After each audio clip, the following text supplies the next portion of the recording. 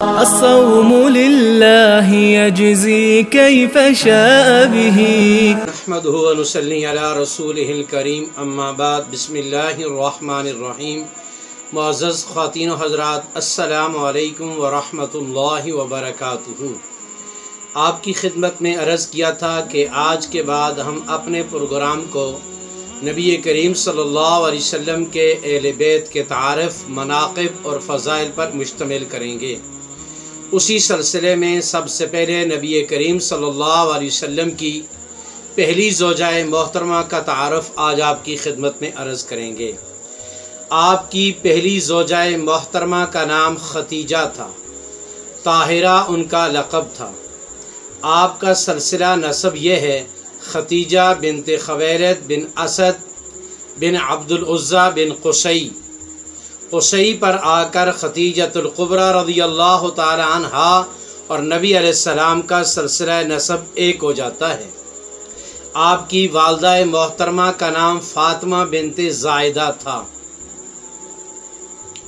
ختیجۃ الکبریٰ رضی اللہ تعالیٰ عنہ کے والد مالدار بھی تھے، شریف النفس بھی تھے۔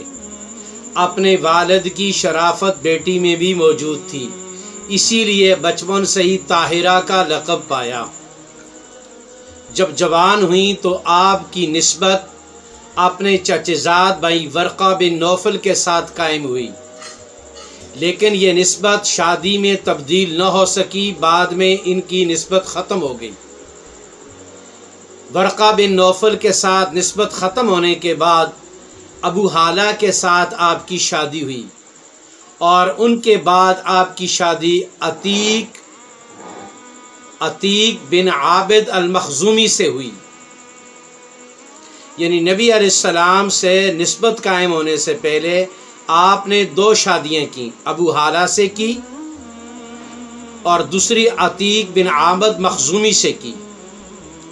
اس کے بعد جب حرب فجار کا موقع آیا تو آپ کے والد بھی اس موقع پر گھر سے نکلے، اس جنگ میں شریک ہوئے، جس کے نتیجے میں آپ کے والد اس جنگ کے اندر فوت ہو گئے۔ اور یہ واقعہ عام الفیل کے 20 سال بعد میں پیش آیا۔ ختیجۃ الکبریٰ رضی اللہ تعالیٰ عنہ کے جب والد محترم وفات پا گئے اور آپ کے بھائی بھی وفات پا گئے، اور آپ چونکہ بیوہ عورت تھیں تو لہٰذا آپ کا ذریعہ معاش تجارت تھا، تو آپ لوگوں کے ہاتھ اپنا مال تجارت ملک شام کو بیچتی تھیں، اور پھر وہاں فروخت ہونے کے بعد وہاں سے مال تجارت خریدا جاتا اور مکہ میں لا کے اس کو فروخت کیا جاتا۔ ایک دفعہ کا واقعہ ہے کہ نبی کریم صلی اللہ علیہ وسلم نے اپنے بھتیجے حضرت محمد رسول اللہ کو ترغیب دی، بیٹا آپ ختیجہ سے بات کرو کہ آپ ختیجۃ الکبریٰ کے مال کو لے کے جاؤ۔ ادھر طاہرہ کی نسبت مشہور تھی، ادھر امین کی نسبت مشہور تھی، اور حضرت ختیجۃ الکبریٰ رضی اللہ تعالیٰ عنہ کو نبی علیہ السلام کی صداقت اور امانت کے چرچے پہنچے ہوئے تھے۔ جب نبی علیہ السلام نے آپ سے تجارت کی بات کی تو ختیجۃ الکبریٰ رضی اللہ تعالیٰ عنہ نے فرمایا کہ میں آپ کو دوسرے لوگوں کے مقابلے میں ڈبل معاوضہ دوں گی۔ نبی علیہ السلام آپ کا مال تجارت لے کر ملک شام گئے۔ اس سفر میں ختیجۃ الکبریٰ رضی اللہ تعالیٰ کی طرف سے آپ کا غلام میسرہ بھی ساتھ تھا۔ یہ مال تجارت ساتھ لے کر بھی گئے، وہاں سے مال تجارت کو خرید کر مکہ میں دوبارہ اس کو فروخت بھی کیا گیا۔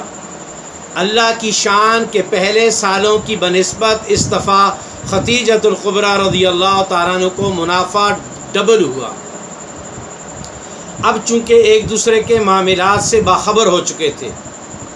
سیدہ ختیجہ وہ خاتون تھی کہ مکہ کا ہر آدمی چاہتا تھا کہ میری نسبت ختیجۃ الکبریٰ سے ہو جائے۔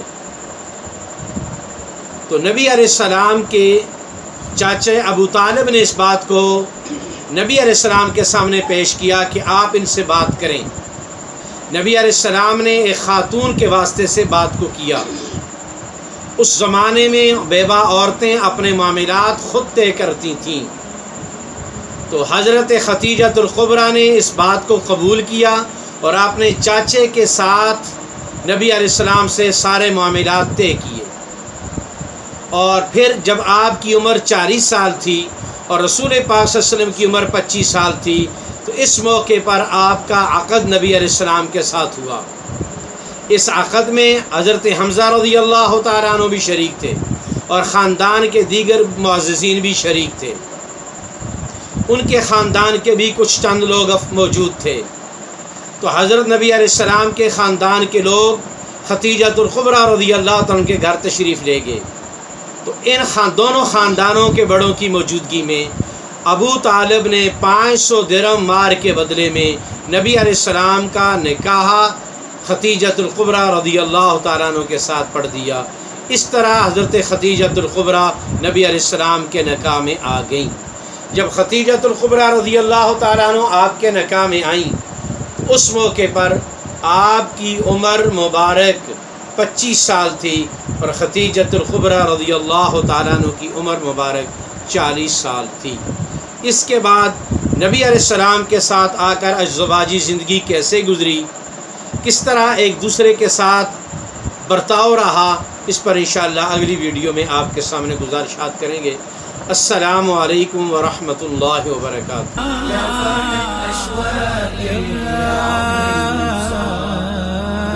ينسى